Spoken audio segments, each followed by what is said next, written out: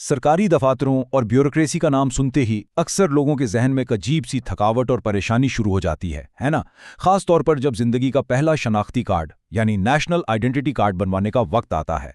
लेकिन आज के इस तज्जिये में हम इस हवाले से पैदा होने वाली हर घबराहट को मुकम्मल तौर पर ख़त्म करने वाले हैं।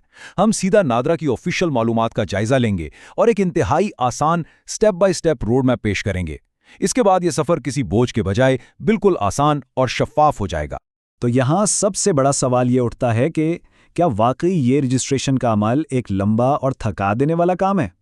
आम तस्वर तो यही है कि ये एक मुश्किल मरहला है, लेकिन हकीकत में ये एक बिल्कुल सीधा और स्ट्रेस फ्री सफ़र है। अगर डॉक्यूमेंट्स की तैयारी ठीक से की जाए तो कोई भी शहरी बिना किसी उलझन के इसे आसानी से मुकम्मल कर सकता है, और यही वो बेहतरीन तरीका है जो हम आगे तफसील से देखने वाले हैं। ये रोड मैप उन 4 बुनियादी मराहलों को वाज़े करता है जिनसे गुजरकर मंजिल तक पहुंचा जा सकता है। पहला हिस्सा तैयारी का मरहला है, दूसरा आमद और डेटा एंट्री, तीसरा तस्दीक और इंटरव्यू, और आखिर में फीस और डिलीवरी। तो आगाज़ करते हैं पहले हिस्से से, जो है तैयारी का मरहला। देखें, इस सफ़र का सबसे अहम कदम दफ्तर में कदम रखने से भी पहले शुरू हो जाता है, और वो है अपनी इन्वेंट्री यानी ज़रूरी दस्तावेज़ात को ठीक से जमा करना। एक आम एप्लीकेंट के लिए इन मखसूस दस्तावेज़ात के साथ दफ्तर जाना इस बात की गारंटी है कि रजिस्ट्रेशन का अमल बिना किसी परेशानी कुन ताख़ीर के शुरू हो जाएगा। इन ज़रूरी कागजात में शामिल है एक अदद बी फॉर्म, यूनियन काउंसिल या कैंटनमेंट बोर्ड से जारी शुदा कंप्यूटराइज्ड बर्थ सर्टिफिकेट, नेचुरलाइजेशन या सिटीजनशिप सर्टिफिकेट, और उसके साथ वालिदैन या बहन भाइयों के आईडी कार्ड्स। इन बुनियादी दस्तावेज़ात का पूरा होना प्रोसेस को इंतहाई रवान बना देता है। यहाँ पेपर वर्क के हवाले से एक इंतहाई दिलचस्प और अहम फ़र्क देखने को मिलता है। स्टैंडर्ड एप्लीकेशंस और लीगल गार्डियन के तहत आने वाले अफराद की रिक्वायरमेंट्स मुख्तलिफ होती हैं। स्टैंडर्ड एप्लीकेंट्स को तो सिर्फ वालिदैन या बहन भाइयों के आईडी कार्ड्स दरकार होते हैं, लेकिन अडॉप्टेड या यतीम एप्लीकेंट्स के केसेस में कानून के मुताबिक एक लीगल गार्डियन और उस सरपरस्ती का कानूनी सबूत फराहम करना लाजमी है। ये फ़र्क दरअसल सिस्टम की शफाफियत को यकीनी बनाता है। अच्छा, अब जब ठीक दस्तावेज़ात हाथ में आ जाएं, तो सफ़र के दूसरे मरहले यानी आमद और डेटा एंट्री का आगाज़ होता है। दफ्तर पहुंचने के बाद आसान लफ्ज़ों में कहें तो एक महफूज प्रोफाइल बनने का अमल शुरू होता है। इसका आगाज़ रिसेप्शन से एक सादा सा टोकन लेने से होता है। इसके बाद वालिदैन या बहन भाइयों में से किसी एक की मौजूदगी में बायोमेट्रिक तस्दीक होती है। फिर डेटा एंट्री का सबसे अहम मरहला आता है, जहां फिंगरप्रिंट्स दिए जाते हैं, तस्वीर बनवाई जाती है और फॉर्म का प्रिंट लेकर तमाम मालूमात चेक की जाती हैं। यहाँ एक छोटी सी टिप यह है कि अगर फॉर्म में कोई गलती नज़र आए तो उसे फ़ौरन यहीं पर ठीक कराना लाजमी है, ताकि बाद की खारिज से बचा जा सके। बुनियादी डेटा महफूज होने के बाद हम सफ़र के तीसरे हिस्से यानी तस्दीक और इंटरव्यू की तरफ बढ़ते हैं। ये एक इंतहाई नाजुक मरहला है जहां ऑफिशियल सतह पर पहचान की मुकम्मल तस्दीक की जाती है। इस तस्दीकी अमल के दरअसल 2 बुनियादी हिस्से हैं, फॉर्म की तस्दीक और फाइनल इंटरव्यू। ये दोनों स्टेप्स इस सिस्टम में इंतहाई सख्त सिक्योरिटी चेक पॉइंट्स का काम करते हैं। इनका बुनियादी मकसद ही यही है कि किसी भी किस्म के फ्रॉड को मुकम्मल तौर पर रोका जाए और ख़ानदान के शजरे की बिल्कुल ठीक तस्दीक की जा सके। तो अब सवाल ये है कि फॉर्म अटेस्टेशन काम कैसे करता है। आसान अल्फाज में, अगर किसी करीबी रिश्तेदार की बायोमेट्रिक्स किसी वजह से इस्तेमाल नहीं हो सकती, तो फॉर्म को वेरीफाई करने के लिए किसी गेजेटेड ऑफिसर या अवामी नुमाइंदे के दस्तखत दरकार होते हैं।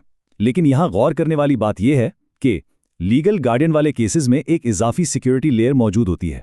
उन केसेस में सिर्फ ऑफिशियल सिग्नेचर काफ़ी नहीं, बल्कि वैलिड आईडी कार्ड रखने वाले एक गवाह की मौजूदगी और नादरा का वज़ा करदा हलफनामा पेश करना भी लाजमी शर्त होती है। अटेस्टेशन के फ़ौरन बाद बारी आती है फाइनल इंटरव्यू की। इस मरहले में ऑफिस इंचार्ज मुकम्मल तसल्ली के लिए एप्लीकेंट से उनके अल्फ़ा, बीटा और गैमा यानी करीबी ख़ानदानी अराकीन के हवाले से कुछ लाजमी सवालात पूछते हैं। इन सवालात का वाहिद मकसद फैमिली ट्री को 100% ठीक वेरीफाई करना होता है। तो इस आखिरी रुकावट को पार करने के लिए लोगों को इन सवालात के जवाबात पूरे एतमाद अंदाज में देने के लिए ज़हनी तौर पर बिल्कुल तैयार रहना चाहिए। खैर, जब इंटरव्यू कामयाब हो जाता है और एप्लीकेशन मंजूर हो जाती है, तो दिए गए मोबाइल नंबर पर एक SMS नोटिफिकेशन आता है, और ये नोटिफिकेशन चौथे और आखिरी बाब यानी फीस और फाइनल डिलीवरी का दरवाज़ा खोलता है। फीस और प्रोसेसिंग टाइम के हवाले से दरअसल एक बहुत ज़बरदस्त सहूलत दी गई है, जहां मर्जी की रफ्तार और कीमत चुनी जा सकती है। एग्जीक्यूटिव कैटेगरी में सिर्फ 7 दिन का वक्त दरकार है और फ़ीस 2500 रुपये है। अर्जेंट कैटेगरी में 15 दिन का टाइम और 1500 रुपये फ़ी है, जबकि नॉर्मल कैटेगरी में 30 दिन का टाइम और 750 रुपये फ़ी मुकर्रर है। اور ہاں، یہ رقم آن لائن یا سیدھا نادرا دفتر میں دونوں طرح سے ادا کی جا سکتی ہے۔ سوچیں، صرف 7 دن ایگزیکٹو کیٹیگری کا یہ 7 دن کا ٹرن اراؤنڈ ٹائم واقعی انتہائی تیز اور حیران کن ہے۔ یہ اس بات کا واضح ثبوت ہے کہ ضرورت پڑنے پر یہ بیوروکریسی کتنی ایفیشنٹ اور تیزی سے کام کر سکتی ہے۔ اور اب آتا ہے فائنل سٹیپ، جو کہ بالکل سادہ سا ہے۔ جو بھی پروسیسنگ ٹائم منتخب کیا گیا تھا، اس کے مکمل ہونے کے بعد کرنا صرف یہ ہے کہ واپس اسی رجسٹریشن دفتر جا کر اپنا نیا اور پہلا نیشنل آئیڈینٹی کارڈ وصول کر لیا جائے۔ یعنی اپنی اس جد و جہد کا آخری انعام ٹھیک اسی جگہ سے حاصل کرنا ہے جہاں سے اس پورے سفر کا آغاز ہوا تھا۔ اس تجزیے کو سمیٹتے ہوئے نادرا کی جانب سے یہ آفیشیل کوٹ ایک انتہائی اطمینان بخش یاد دہانی ہے۔